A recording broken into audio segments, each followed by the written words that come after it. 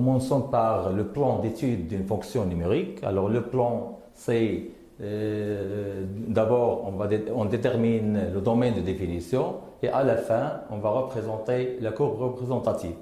Alors c'est un plan, il n'est pas nécessaire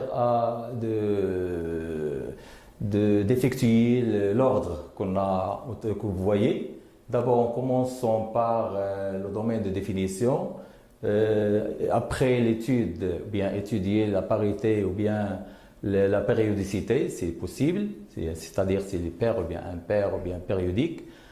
Après, on va déterminer si il existe le centre et l'axe de symétrie, et puis le domaine d'étude de D, grand D, après les limites aux bornes de D, toujours. Après, on détermine les branches infinies de la courbe CF. Et étude de la dérivabilité après le calcul de f' de x, puis le tableau de variation de f. Puis on étudie la concavité des points d'inflexion, les points d'inflexion s'il existe, bien sûr. La tangente aux points remarquables, des points faciles qu'on a besoin dans la courbe. Après la position de la courbe par rapport aux droites, soit par rapport à l'asymptote ou bien par rapport aux tangentes, et placer quelques points si, c'est simple. Après l'intersection de la courbe avec les axes de repère, l'axe des abscisses et l'axe des ordonnées, et puis finalement traçage de la courbe.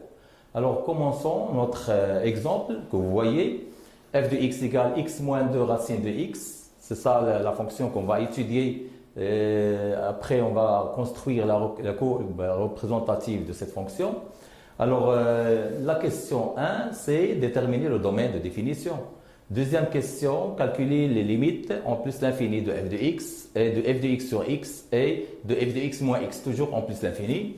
Petit b, déduire la branche infinie de la courbe CF au voisinage de plus l'infini. Troisième question, étudier la dérivabilité à droite en 0, puis interpréter géométriquement le résultat que vous avez trouvé. Petit b, montrer que f' de x égale x moins 1 sur racine de x facteur de racine de x plus 1, que vous voyez. Dresser le tableau de variation de f. Dresser le tableau de variation de f. Après, Alors, commençons par le domaine de définition. Alors, f de x égale x moins 2 racine de x moins 1.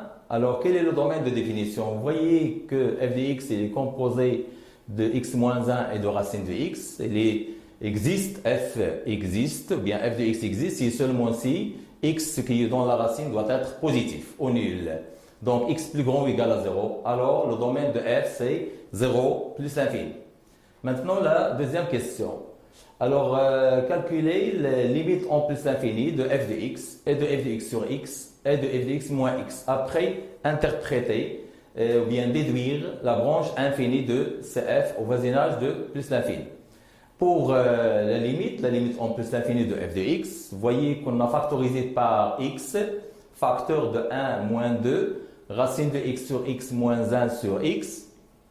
L'égalité, deuxième égalité, toujours on a factorisé par x, 1 moins, racine de x sur x, c'est 1 sur racine de x.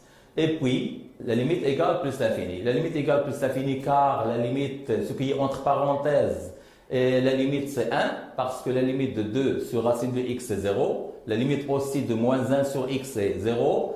La limite de x, ce qui est dehors, c'est plus l'infini. Alors, plus l'infini. Forme plus l'infini fois un nombre réel positif. Maintenant, la limite de f de x sur x. Alors, vous voyez que la limite f de x, c'est x facteur. Donc, si je divise par x, il reste 1 moins 2 sur racine de x moins 1 sur x. La limite de moins 2 sur racine de x, c'est 0. Et la limite de moins 1 sur x, c'est 0 en plus l'infini. Donc, il reste 1. Maintenant, le calcul de f de x moins x. F de x moins x, on va revenir à f de x, l'origine. Donc, f de x, c'est x moins 2 racine de x moins 1. Si je retranche moins x, il reste moins 2 racine de x moins 1. La limite de racine de x, c'est plus l'infini. Avec le moins 2 négatif, donc c'est moins l'infini. Alors, voyons maintenant l'interprétation.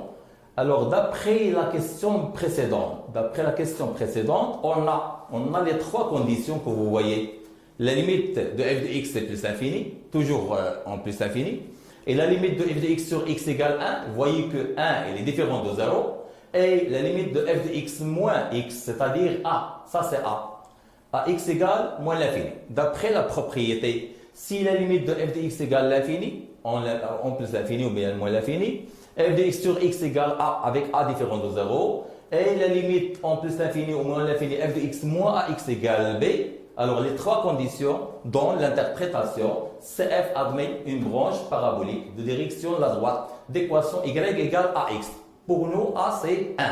Ax au voisinage de plus l'infini.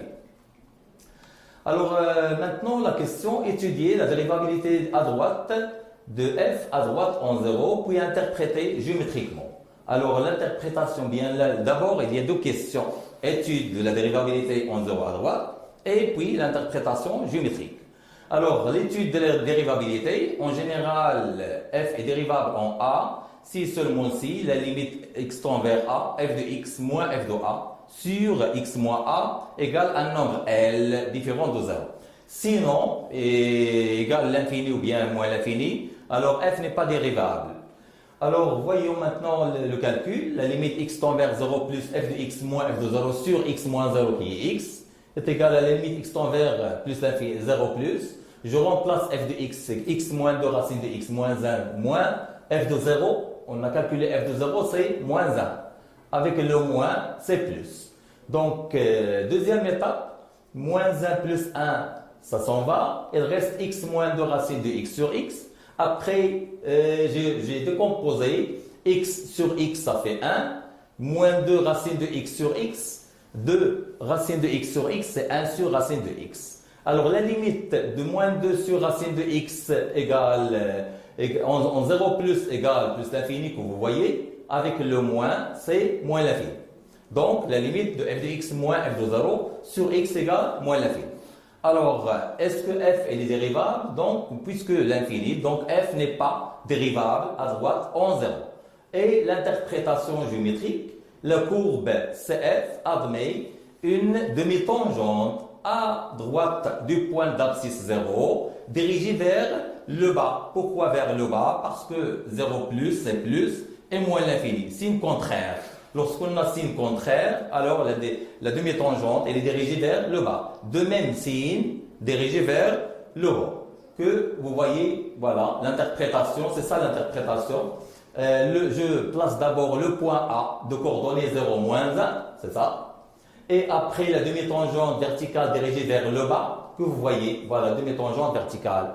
Donc la courbe va être comme ça, ou bien comme ça. Puisque 0 plus, donc je prends la partie qui est positive, comme ça, la courbe, qu'on va voir à la fin.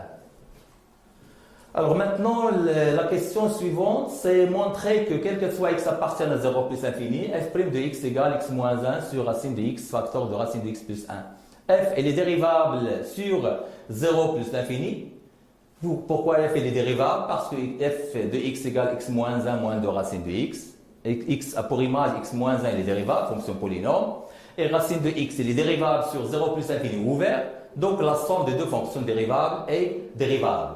Et maintenant le calcul. Alors le calcul f' de x égale, la dérivée de x c'est 1, et la dérivée de racine de x c'est 1 sur 2 racine de x, avec le moins 2, donc c'est moins 1 sur racine de x.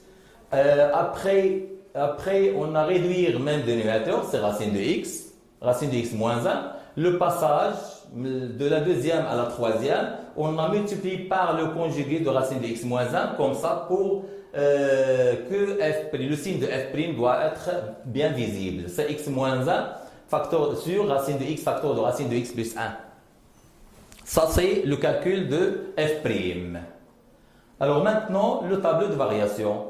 Alors, le tableau de variation, bien sûr, on cherche le signe de f' de x. Alors, vous voyez que, quel que soit x appartient à 0 plus infini, f' de x égale x moins 1 sur racine de x facteur de racine de x plus 1. Le domaine, le dénominateur, il est positif. Donc, le signe de f' de x est celui de x moins 1. X moins 1, il s'annule si seulement si x égale 1.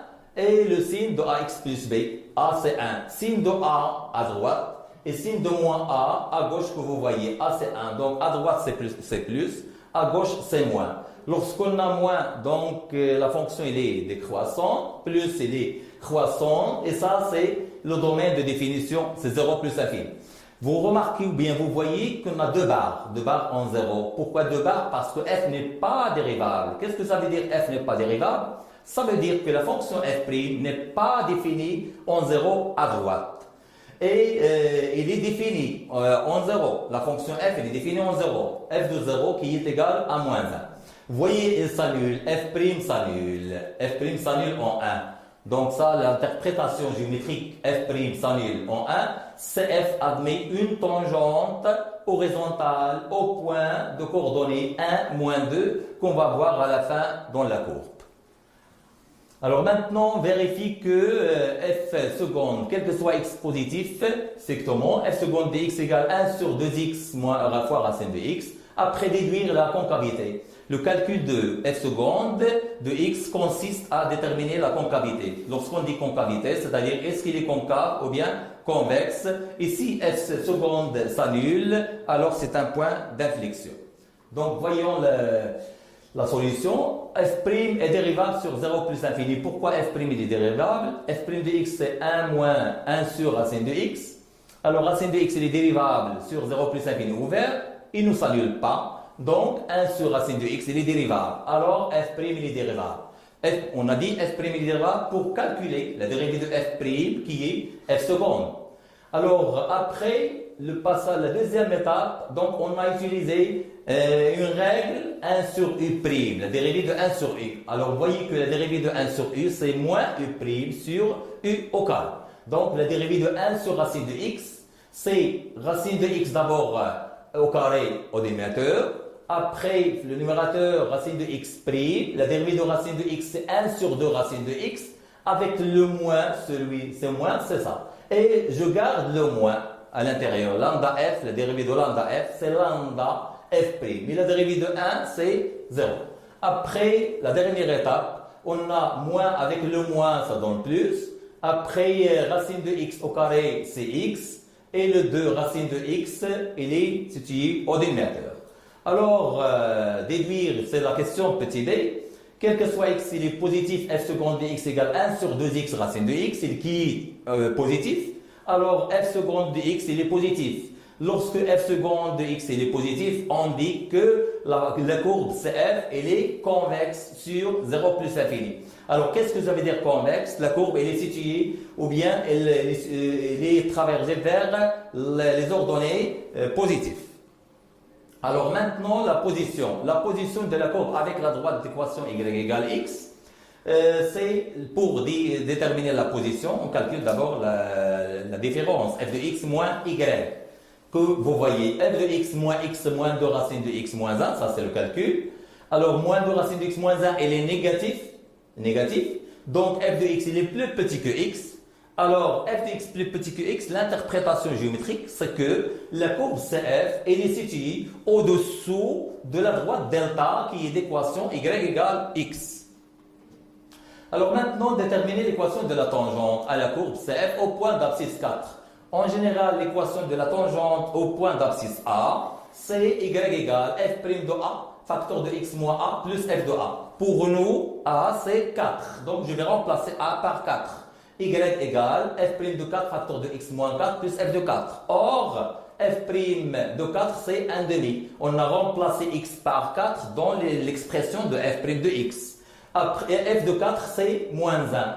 D'où y égale finalement 1 sur 2 x moins 3. Maintenant, il reste la courbe à construire pour construire la courbe et la tangente t. C'est-à-dire, qu'est-ce que ça veut dire construire la courbe? C'est-à-dire, on va faire une récapitulatif de tout ce qu'on a fait, ou bien de toutes les questions, et les rassembler dans la courbe suivante.